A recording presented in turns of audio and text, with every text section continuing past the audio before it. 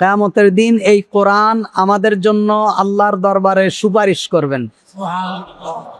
একমাত্র কিতাব যেটা আল্লাহর দরবারে সুপারিশ করবেন সেটা কি?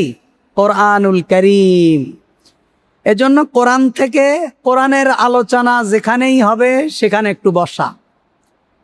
আল্লাহ রাসূল সাল্লাল্লাহু আলাইহি ওয়াসাল্লাম বলছেন, তোমরা জান্নাতের বাগানে বেশি বেশি ভ্রমণ করবে।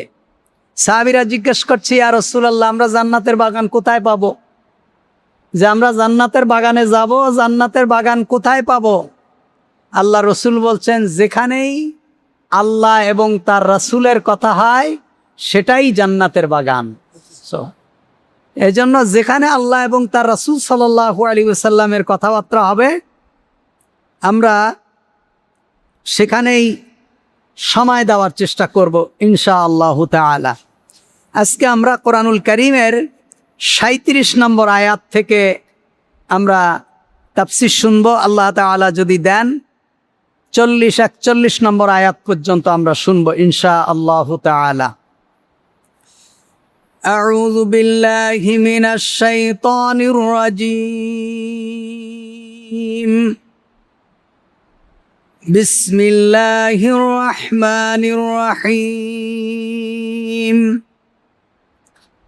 ফাতালাক্কা আদামু মির রাব্বিহি কালিমাতিন ফাতাবা আলাইহি ইন্নাহু হুয়াত তাওয়াবুর রহিম।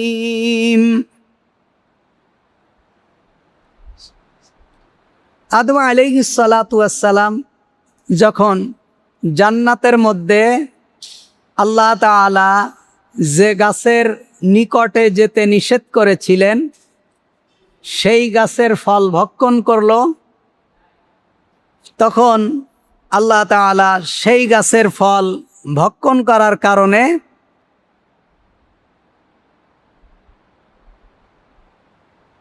আল্লাহ তাআলা তাদের উপর অসন্তুষ্ট হলেন। এখন তারা তো গুনাহগার, আল্লাহর নির্দেশের ব্যত্যয় ঘটিয়েছেন। আল্লাহ তাআলা যা নিষেধ করেছেন সেই নিষেধ ওনারা শুনতে পারেননি, সেই নিষেধের লঙ্ঘন করেছেন। এখন তওবা করতে হবে, আল্লাহ তাআলার কাছে ক্ষমা চাইতে হবে। কিভাবে চাবে?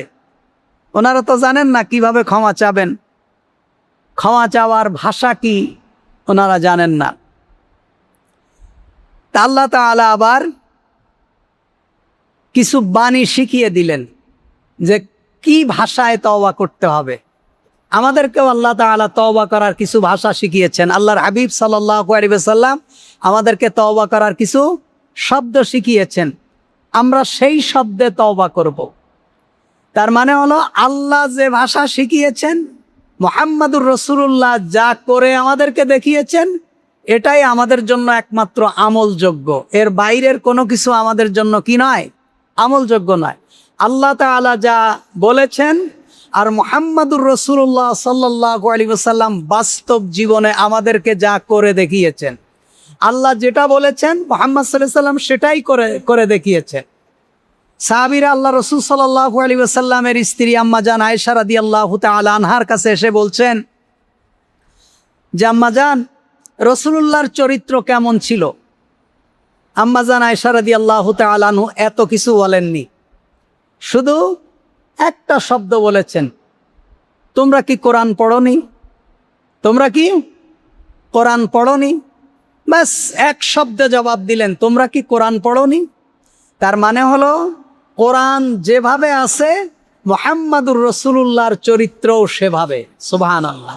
আল্লাহ যা বলেছেন মুহাম্মদ তাই করেছেন। কোরআনের সাথে মুহাম্মদ সাল্লাল্লাহু আলাইহি ওয়াসাল্লামের যে সম্পর্ক, কোরআনের নির্দেশ মতো মুহাম্মদ সাল্লাল্লাহু আলাইহি ওয়াসাল্লাম যেভাবে করেছেন, পৃথিবীর আর কেউ এভাবে করতে পারবে না। কোনো না কোনো জায়গায় আমাদের গড়মিল হয়েই যাবে। আমরা নিজেদেরকে যতই বাঁচাতে চাই, হুবহু আমরা কোরআনের মতো করে নিজেদেরকে আমরা তৈরি করতে পারবো না। আল্লাহ তাআলা ভাষা শিখালেন, কে আল্লাহ কিছু শব্দ শিখালেন। আল্লাহ তাআলা সে কথাই বলছেন ফাতালাক্কা আদামু মির রাব্বিহি কালিমাতিন ফাতাবা আলাইহি। ফাতালাক্কা অতঃপর শিখে নিল মিন আদম মির রব্বিহি তার প্রতিপালকের নিকট থেকে কালিমাতুন কিছু বাণী। অতঃপর আদম আলাইহিস সালাতু ওয়াস সালাম তার প্রতিপালকের নিকট থেকে কিছু বাণী শিখে নিল। তারপর তিনি ক্ষমা পরবশ হলেন। তার প্রতি নিশ্চয় তিনি পরম ক্ষমাশীল ও অসীম দয়ালু, তাওয়াবুর রহিম। ইব্রাহিম আদম আলাইহিস সালাতু ওয়াস সালাম কি শব্দ শিখে নিলেন? কিছু শব্দ আল্লাহ তাআলা শিখিয়ে দিলেন। তা তাফসীরের মধ্যে এসেছে তিনি আল্লাহর কাছে বলেছিলেন, রব্বানা যালামনা আনফুসানা ওয়া ইল্লাম তাগফির লানা ওয়া তারহামনা লানাকুনান্না মিনাল খাসিরিন। এটা দিয়ে তিনি আল্লাহর কাছে দোয়া করেছিলেন কি, রব্বানা যালামনা আনফুসানা, হে আমার রব, আমি আমার প্রতি জুলুম করেছি। আমি আমার প্রতি কি করেছি? আপনার নির্দেশ না মেনে আমি আমার প্রতি জুলুম করেছি। আমরা যেমন নামাজে কি বলি, আল্লাহুম্মা ইন্নী যালামতু নাফসি জুলমান কাসীরান ওয়া লা ইয়াগফিরুয যুনুবা ইল্লা আনতা ফাগফিরলি মাগফিরাতাম মিন ইনদিক ওয়ারহামনি ইন্নাকা আনতাল গফুরুর রহিম।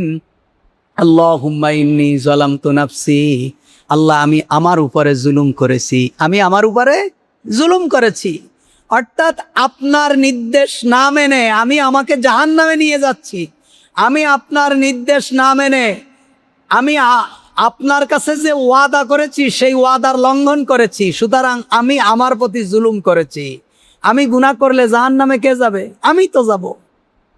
আমি অপরাধ করলে শাস্তি কে পাবে? আমি তো পাবো। দুনিয়া এবং আখিরাতের যত শাস্তি সব আমার উপর দিয়ে আসবে। সুতরাং আমি আমার প্রতি জুলুম করেছি। রব্বানা যালামনা আনফুসানা ওয়া ইল্লাম তাগফির লানা, যদি আপনি আমাদেরকে ক্ষমা না করেন, শুধু ক্ষমা না করলেই নয়, ওয়া তারহামনা, এবং আপনি আমাদেরকে ক্ষমা না করেন এবং সাথে সাথে যদি দয়া না করেন। ক্ষমাও চাই এবং কি চাই? দয়াও চাই। মনে করেন এই গ্রামের মধ্যে একজন খুব অপরাধ করেছে, এখন গ্রামের মানুষ বিচার করে তাকে শাস্তি দিল না। তার বাচ্চা কাচ্চা আছে, তার দিকে তাকায়, তারে শাস্তি দিল না, তারে মাফ করে দিল, কিন্তু তার উপরে দয়া করেনি। কি করেনি? বলল যে তুমি এই গ্রাম থেকে বের হয়ে যাও। এই গ্রাম থেকে কি হয়ে যাও? বের হয়ে যাও। তাকে ক্ষমা করেছে, তাকে পিটায়নি, তাকে শাস্তি দেয়নি, ঠিক, কিন্তু এই গ্রামে তারা বসবাস করতে দেয়নি। তার মানে কি? তার প্রতি দয়া করেনি। তা আল্লাহর কাছে, আল্লাহ ওয়া ইল্লাম তাগফির লানা, যদি আপনি আমাদেরকে ক্ষমা না করেন, ওয়া তারহামনা, আর যদি আমাদেরকে দয়া না করেন, শুধু ক্ষমা করলেই হবে না, আমাদেরকে দয়া করতে হবে। সুবহানাল্লাহ। এজন্য আল্লাহর কাছে বেশি বেশি দয়া চাওয়া। আল্লাহ আপনি আমাদের উপরে কি করুন? রহম করুন, আমাদের উপরে দয়া করুন। আল্লাহর দয়া ছাড়া আমরা বেঁচে থাকতে পারবো না।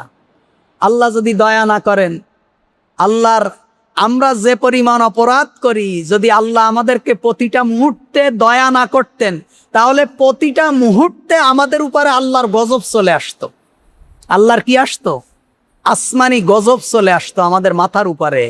আমাদের অসুস্থতা, আপনি বোঝেন না। আমরা মনে করি চোখ মনে হয় দামি, যার চোখ যায় সে মনে করে দুনিয়ায় সব থেকে দামি হলো চোখ। আমার এই এক চোখ অপারেশন করলাম আর ব্যান্ডেজ দিয়ে দিল।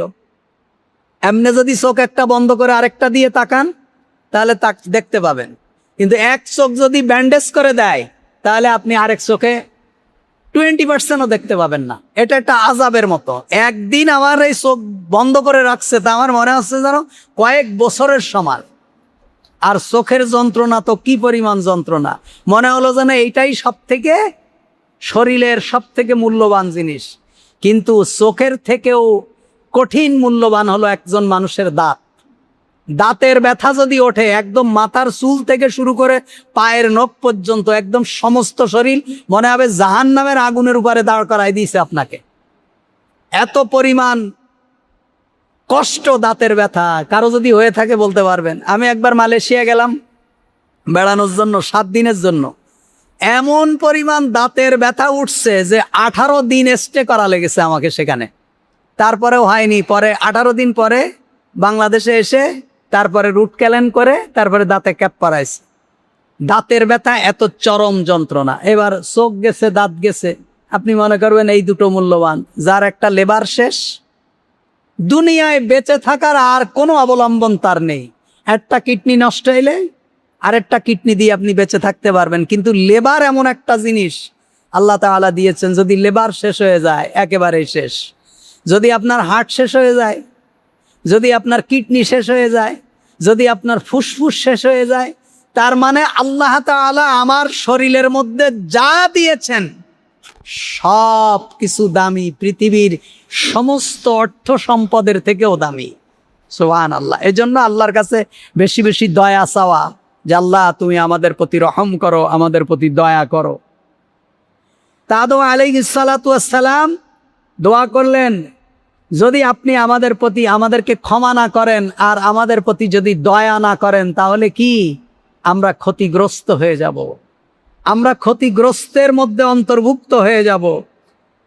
আল্লামা সুদ্দী রাহিমাহুল্লাহ বলছেন, ফাতালাক্কা আদামু মির রাব্বিহি কালিমাতিন ফাতাবা আলাইহি। আদম আলাইহিস সালাতু ওয়াস সালাম বললেন, এই উদ্ধৃতি দিয়ে বললেন, হে আমার প্রতিপালক। আদম আলাইহিস সালাতু ওয়াস সালাম আল্লাহকে বলছেন, হে আল্লাহ, আপনি কি আমাকে আপনার নিজের হাতে তৈরি করেন নাই? আল্লাহ বলছেন যে আমি মানুষকে আমার হাত দিয়ে বানিয়েছি। কি দিয়ে? আল্লাহ নিজে হাতে বানিয়েছেন মানুষকে। এজন্য মানুষের কপালে, এই মুখে, বিশেষ করে মুখটাকে আল্লাহ তাআলা নিজ হাতে বানিয়েছেন। শরীরের স্ট্রাকচারগুলো ফেরেশতারা বানিয়েছেন, শরীরের মূর্তিটা ফেরেশতারা বানিয়েছেন, কিন্তু মুখটা আল্লাহ নিজে হাতে বানিয়েছেন।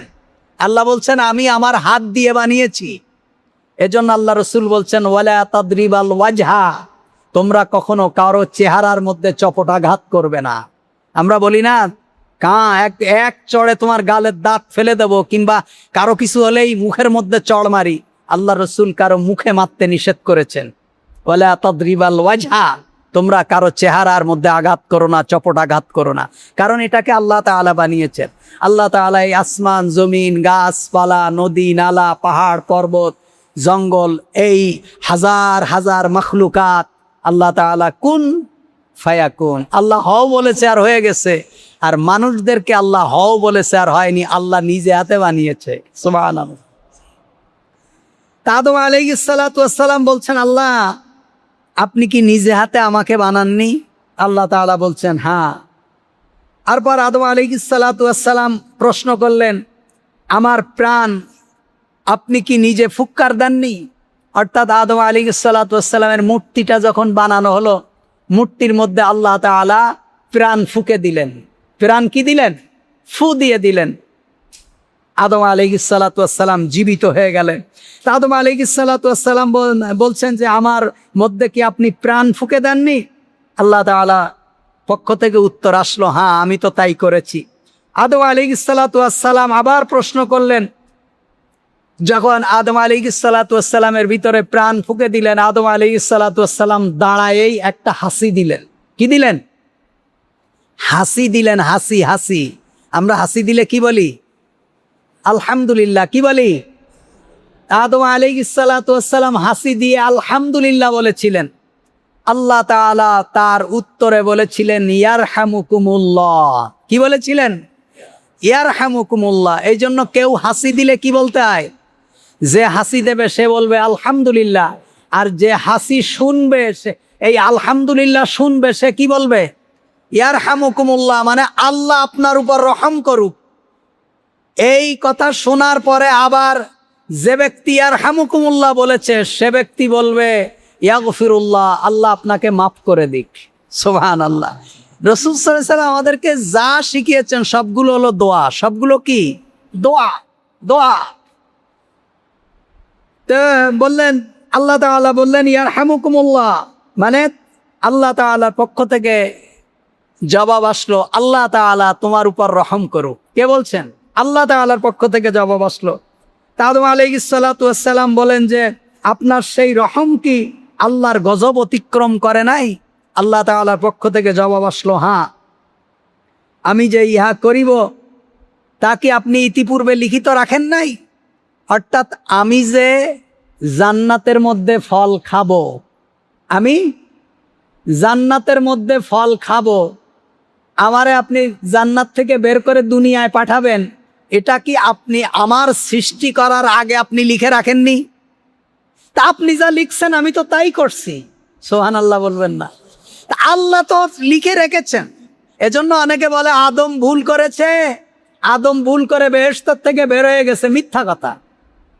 আদম যদি ভুল না করতো তাহলে আমরা বেহেশতে থাকতাম, এটাও মিথ্যা কথা। আদম ভুল করেনি, আদম আল্লাহ তাআলার একটা আদেশ লঙ্ঘন করেছে।